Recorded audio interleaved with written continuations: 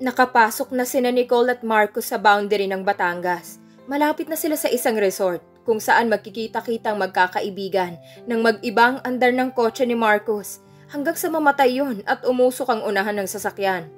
"What happened?" tanong agad ni Nicole. "Just wait here," sabi ni Marcos at lumabas na para tingnan yon. "I'm sorry, Nicole. Hindi ko alam ang sira. Malapit lang naman tayo. Tatawag na lang ako ng tulong." Hinging paumanhin ng nobyo. Tumango na lang siya at hindi na nagreklamo pa. Kumuha na ito ng cellphone at tinawagan ng isa sa mga kaibigan nito na tinawag para sunduin sila. "Sorry, Han. This is my fault. Hindi ko na kasi napatingnan ng kotseng to." "Okay lang. Basta hindi ako magutom dito," sabi niya para pagaanin ang loob ni Marcos. Ngumiti naman ito. Mga 10 minuto pang lumipas at may nakita na siyang kotse na humimpil sa harap nila. Lumabas naman agad si Marcos. Siya naman ay biglang napakunot noo dahil pamilyar sa kanyang sasakyan. Magkapareho lang siguro, ang naisip ni Nicole, dahil kapareho yun ang sasakyan ni Franco. Pero nanlaki ang kanyang mga mata, sabay pagbilis ng tibok ng puso nang lumabas ang driver. Franco, tama siya. Kilala nga ng nobyo ang lalaki. Hindi lang basta kilala, kaibigan pa. Umikot si Marcos sa kanyang side at pinagbuksan ng pinto. Kaya wala na siyang choice. Pinilit ni Nicole ang sarili na umakto ng normal. Kahit gusto na lang niyang bumalik sa Maynila at magtago mula kay Franco. Nang makalabas siya ay kitang-kita niyang gulat sa mukha ni Franco at iba pang emosyong naglabasan sa mga mata nito. Parang nandun din ang pangungulila. Pagkatapos ay napakunot noo ito habang papalapit sila. "Pare, this is Nicole, my girlfriend. Han, si Franco de la Cruz, kaibigan ko," saad ni Marcos at hinawakan pa siya sa bewang. Nakita ni Nicole na sinundan ng mga mata ni Franco ang ginawi ng nobyo. May nagsasabi mula sa kanyang kalooban. Natanggalin ang kamay ni Marcos sa kanyang bewang dahil nakita niyang pagtiim ng mga bagang ni Franco. Pero alam niyang magdududa ang nobyo kapag ganoon. It was so awkward and painful. Seeing Franco again just reminded her of how much she missed him and how she still loved him. "Nice to meet you. At last, Nicole Mendoza," sabi ni Franco na hindi niya alam kung may panguuyam doon o galit. Naiintindihan naman niya yon. Siyempre alam na nito na nagsinungaling siya. Inilahad nito ang kamay kaya tinanggap naman niya. His grip on her hand was so firm that she felt as if her hand would break anytime. "It's nice to meet you too," mahinang sabi niya at pinilit ang sarili na huwag ibaling sa ibang tingin. "Shall we go?" Naghihintay na ang iba. Baling ni Franco kay Marcos nang bitawan nito ang kamay niya. Lalong nasaktan si Nicole dahil parang baliwala lang siya sa binata. Pero ano bang kanyang inaasahan? She was just his temporary cook. Pinapasok na siya ni Marcos sa sasakyan ng kaibigan. Ipinikit muna niyang mga mata habang naghahakot ang dalawa ng mga gamit nila mula sa sasakyan ng nobyo. Pinapakalma niya ang kanyang damdamin sa muling pagkikita nila ng lalaking iniibig. "Okay ka lang ba, Han?" Nag-aalalang tanong ni Marcos. Nang pumasok na ang dalawa at nahuli siguro nitong nakayuko siya at nakapikit. Agad namang inayos ni Nicole ang sarili at tumango. Nang mapatingin siya sa unahan ay nakita na nakatingin sa kanya si Franco at nakakunot noon na tila nag-aalala rin. Napalunok na lamang siya. "Salamat sa pagsundo sa amin, pare," sabi ni Marcos. "Nandyan bang bagong kasal?" "Pumunta na sa Australia sina Dave," sagot naman ni Franco. Hindi na siya nagkomento. Hindi na siya magugulat kung kaibigan din ng nobyo si Dave de la Cruz. Hindi nga lang niya ma-imagine kung ano bang magiging tagpo kung nandoon nga sina Sheila at Dave. Hindi maiwasan ni Nicole na mapatingin sa rearview mirror dahil nararamdaman niyang tingin doon ni Franco kaya nagkakahulihan sila ng tingin. At naaapektuhan siya sa mga titig nito. Maya-maya ay nararamdaman niya na inakbayan siya ni Marcos. "Nagugutom ka na ba?" tanong nito. "Hindi pa naman." Agad na baling niya sa nobyo. Gustong mapakunot ng kanyang noo dahil parang naging extra sweet sa kanyang nobyo. "Baka iwan mo na ako kapag nagutom ka dahil sa akin," biro ni Marcos. Pinilit na lang ni Nicole ang sariling bigyan ito ng ngiti at hindi na nagkomento. Hinapit pa siya ni Marcos na hinayaan na lang niya. Napatingin uli siya sa salamin at nakitang nakatiimbagang si Franco. Nang mapatingin naman siya kay Marcos ay parang nagtatago ito ng ngiti. Hindi na lang niya yun pinansin. Ilang sandali pa'y pumasok na sila sa isang resort. Nakita agad niyang papalapit sa kanila ang 3 lalaki at 2 babae. At last, nadala mo rin ang girlfriend mo, pare. Sabi agad ng isa sa mga kambal nang lumabas sila. Natawa lang si Marcos at nilapitan siya. Mga pare, this is Nicole. Nicole, ito ang mga taong hindi mo dapat pagkatiwalaan. Natatawa na saad ni Marcos. Si Jeric and his girlfriend Trisha. At sina Bon at John. And this is Marielle, Bon's girlfriend. Ngumiti naman si Nicole at tinanggap ang pakikipagkamay ng mga ito. Mga gwapo lahat ang mga kaibigan ni Marcos at halatang may sinabi sa buhay. Magaan agad ang loob ni Nicole sa mga lalaki, lalo na't mga palangiti ang mga ito. Hello, beautiful? Saad ni Jeric. Huwag kang maniwala dito sa nobyo mo. Hi, wika naman ni Bon. Kung ako sa'yo, iiwan ko na si Marcos. Nandito naman ako. Sabi ng nakangiting si John. Natawa na lang si Nicole at napapailing sa mga ito. Tigilan niyo munang dalawang yan. They're tired and hungry. Saad ni Franco na sumabad sa usapan. Pare, wala ka yata sa mood ngayon. Si Jeric na inakbayan pa si Franco. Agad naman itong siniko ni Franco sa sikmura. Mahina naman siguro yon dahil natawa lang si Jeric. Pasaway ka, sabi ni Franco.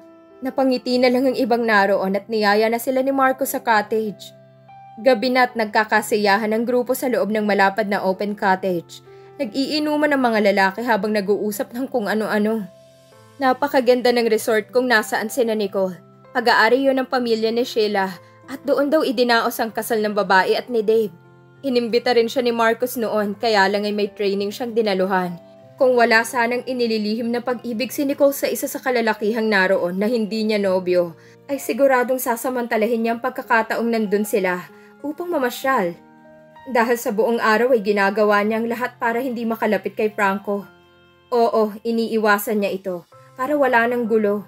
Pero dahil hindi niya mapigilan ang sarili na tingnan ng lalaki, ay palagi silang nagkakahulihan ng tingin. Pero blanko lang ang ekspresyon ng binata. Here she comes, pare. Ang nakangiting sabi ng isa sa mga kambal. Sumunod din ang tingin nilang lahat doon at nakita ni Nicole ang isang nakangiting magandang babae. Papalapit sa kanila. Agad siyang napakunot noo dahil pamilyar sa kanyang babae. Hello boys, sorry I'm late. Anito. Surprise! Francine. Si John na unang nakabawi pagkatapos ng napatayo ang magkakaibigan. Pati na rin ang nobyo niya at binati ang babae. Nakipagbeso-beso sa 4 na lalaki ang bagong dating. Hindi agad nakapag-react si Nicole. So this is Francine. Napuno na naman ng panibugho ang kanyang puso. Napakaganda ni Francine at halatang mabait. At kung pagbabasehan ay ang pagbati ng dalaga sa grupo, ay masasabing malapit na ito sa magkakaibigan. Si Franco ang huling nilapitan ni Francine. Didn't you miss me, darling? Anito. Yumuko ka agad siya nang tumingkayad ang babae at hinalikan si Franco. Hindi niya makakayang makita kung gaano nagmamahalan ng dalawa. Nasasaktan siya at gusto na lang niya magkulong sa inukupang cottage at doon ilabas ang sakit na nararamdaman. Nicole, tawag sa kanya ng katabing si Marcos. Nasa kanya ng mga mata ng lahat. Siguro'y ipinakilala na siya ni Marcos at hindi niya napansin. Agad naman siyang tumayo. I'm sorry, Ania. Hi, sabi niya kay Francine. It's you! Sabi ni Francine na nanlalaki ang mga mata. Nagsalubong naman ang kanyang mga kilay. The girl in front of the mirror in the CR. At the airport. Ang pagpapaalala nito sa kwelang paraan sabay pagkumpas ng kamay. Napatingin din ito kay Franco na tila may nais ipahiwatig at napangiti. Yes, I'm sorry, nakalimutan ko na kung hindi mo pa ipinaalala. Ito nga palang babaeng hindi nangiming bigyan siya ng advice. Kumusta ka na? Okay na ako, salamat. Sabi ni Nicole. Bigla siyang na-conscious dahil tila binabasa ni Francine pati ang kanyang kaloob-looban na tila may alam ito sa itinatago niyang damdamin. Did we miss something here? Agaw ni Marcos. Huwag kang pakailamero. Si Francine na mahinang tinapik ang pisngi ni Marcos. Napapailing na lang siya. Sa tabi na niya naupo ang babae at nakipagkwentuhan na sa kanya. Nagsimula na uling magkwentuhan ng magkakaibigan. Ang 2 babae na ipinakilala kanina sa kanya na sina Trisha at Marielle ay nakikisali na rin sa inuman habang sila ni Francine ang nag-uusap. Pinakiramdaman ni Nicole ang babae. Kung sana'y may pagkamaldita ito ay maiinis na siya, pero hindi. Napakabait ni Francine at palatawa. Lalo lang nadadagdagan ng kanyang pagsiselos. Mapapabuti si Franco kung itong makakatuluyan ng lalaki. Nang mapatingin naman siya kay Franco ay malayo ang tingin nito at parang kay lalim ng iniisip. Hindi ito masyadong nagsasalita at tahimik lang na umiinom. Nandito ang girlfriend nito. Pero bakit ganito si Franco sa babae? She was wondering what he was thinking. Ngayon naiisip ni Nicole na masyadong maliit ang mundo para sa kanila ni Franco. Nadagdagan lang ang kanyang dahilan na makipaghiwalay na kay Marcos sa lalong madaling panahon. Hindi nga lang niya alam kung kailan yon. Dahil isinasaalang-alang at nire-respeto niya ang damdamin ng nobyo. Napakabait nito para saktan niya. Nang lumalim ang gabi, nagkanya-kanya ng grupo. Sina Jeric at girlfriend nito ay nakita niyang naglakad papunta sa isang parte ng beach kung saan mayroong mga bato. Sina Bon naman ay napagpasyahang mag-night swimming. Kaya sila na lang nina Franco, Francine at Marcos ang nandoon. Nang makaramdam ng uhaw ay naisip ni Nicole na pumunta muna sa villa. Sa ganoon lang paraan ay maiwasan niyang uneasiness na siguro ay siya lang ang nakakaramdam. Nagpaalam muna siya at tumayo na. Agad niyang pinuntahan ang kusina at doon na muna nanatili. Iniisip niyang mga bagay-bagay nang biglang may sumulpot sa kusina. Franco? Nagulantang nasabi niya. Hindi niya alam kung ano ang gagawin dahil nasa pinto pa rin ito. His expression was unreadable. Bakit nandito ka? Hi, Nicole. Or shall I say, Dr. Nicole Mendoza? Anito papalapit sa kanya. Tila kay pait ng pagkakasabi nito sa kanyang pangalan. Alam niyang susumbatan lang siya ni Franco, kaya napagpasyahan na lang na lumabas ng kusina. Pero bago pa niya maisagawa ang plano, nahawakan na nito ang kanyang braso. Nawiwili kay hata sa pagtakas, sweetheart. He said with a mocking smile. There's no point talking, then let's not talk. Putol ni Franco sa sinabi niya. Nagulat na lang si Nicole nang agad siya nitong hinawakan sa bewang at ang isang kamay ay sa batok. Hinapit siya ni Franco at walang sabi-sabing hinuli ang kanyang mga labi ng mga labi nito. Nanlaki ang kanyang mga mata dahil sa ginawa nito. Hinahalikan siya ng lalaki. Agad na sumalakay ang hindi maipaliwanag na boltahe sa kanyang sistema. Ibinibigay ni Franco sa kanya ang klase ng halik na nagpaparusa pero punong-puno naman ng pagkamis. His lips were demanding a response from her. And she did. She let him kiss her in any way he wanted. Nahalikan na siya ni Marcos at sa magaan pang ang paraan. But it was nothing compared to the kiss Franco was giving her. Ang akala niyang halik ay simpleng pagtatagpo lang ng mga labi. Iyon ang naiisip niya dahil iyon ang kanyang nararamdaman mula kay Marcos. But no, a kiss from Franco was definitely more than that. It was as if he touched her heart and clouded her mind. It was as if her lips were made for him. Hindi na paghandaan ni Nicole ang damdaming bumaha sa puso niya dahil sa halik nito na tila noon pa man ay hinihintay na niyang mangyari. Then in another moment, the kiss became passionate and she welcomed it more. Pero nang maalala kung sinong mga naghihintay sa kanila sa labas, ay malakas na itinulak niya ang binata. Nanlalaki ang kanyang mga mata na nakatingin sa binata. Tila nahahapo rin si Franco dahil sa ginawa. What was that, Franco?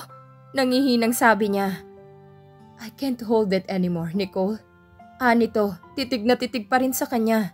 Tila nahihirapan ang binata at gusto pa uli nitong ikulong siya sa mga braso nito. What do you mean? Just tell me you love me, Nicole. At ipaglalaban kita kahit sa sarili ko pang kaibigan.